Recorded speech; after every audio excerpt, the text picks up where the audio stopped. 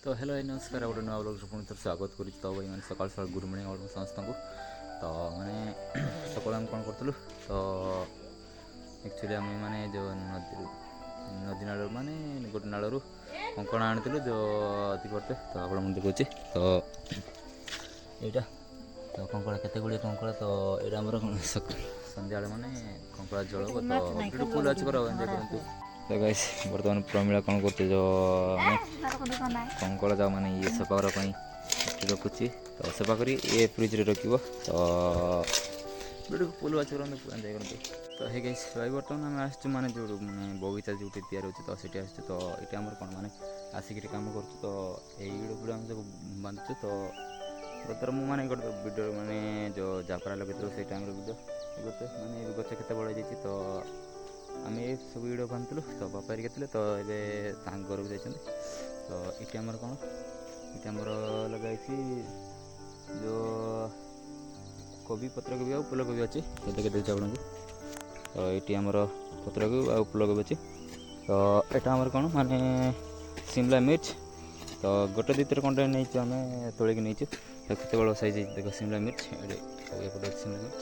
तो सीटी अच्छी तो केते जन ये कम कर तो आमर ये कौन जो कौन कहले जो आमर पियाज से मझी माने ये कराई तो ये आम कम कर तो आमर जापरा आम के आम लगे छोट छोट था बट एवं कमी बड़ जाइए ए सैड्रे आ से सैड्रे भी अच्छी तो आम ये कौन माने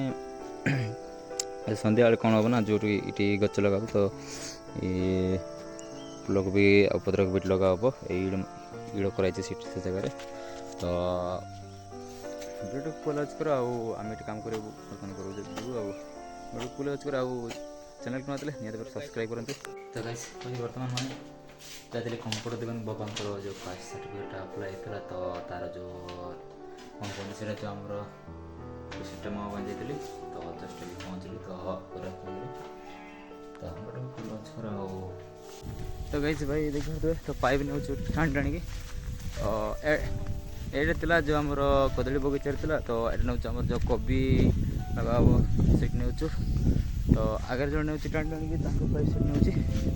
तो यहाँ टाणुची मु तो आगे देख माने से बहुत दूर अच्छी तो नौ तो वीडियो फुल अच्छी पूरा सब्सक्राइब सब्सक्राइब करूँ। तो हे गाइस भाई बर्तमान कौन नुआ पानी पंप आसी तो ओपन करवा तो चलो तो देखा कमी तार भर कौन कौन सब अच्छे।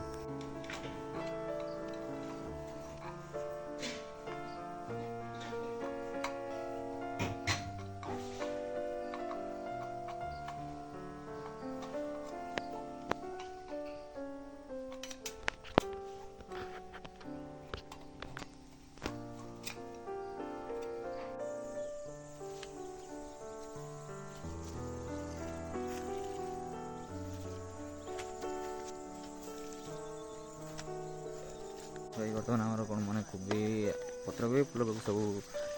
मान लगे सारी प्लस आम कौन सन्ध्या भी गलानी तो समस्त मिसी घर को जाऊँ तो आगे भी जाऊँ प्लस आम पचर अच्छे तो वीडियो फुल अच्छी कर एंजय कर